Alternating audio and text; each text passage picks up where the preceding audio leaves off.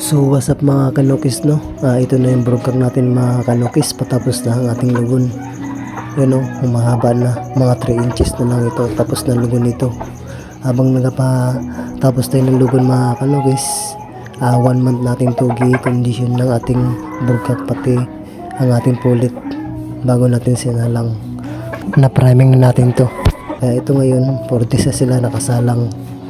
Yan, ang broker natin mga kanukis ay kulang pa, wala pa yung lawi, maiksi pa lang, bago pa lang patubo yung isa. Itong buntot niya ay kulang pa to ng 3 inches. Pang pinhats natin na fair mga kanukis na galing kay Gadisis Game Farm from Negros Occidental.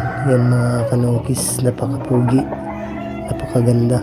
Nangitlog na rin to mga kanukis ang ating babae mga kanukis. Na-condition na natin ito mga kanukis, 1 month natin condition. Ang gamit natin dito sa ating broadcast mga kanukis ay salit-salit lang. El Toro 357, yan lang ang gamit ko mga kanukis.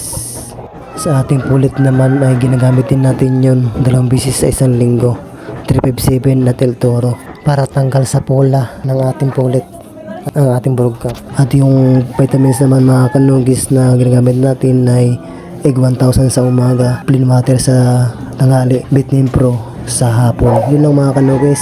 God bless, happy breeding.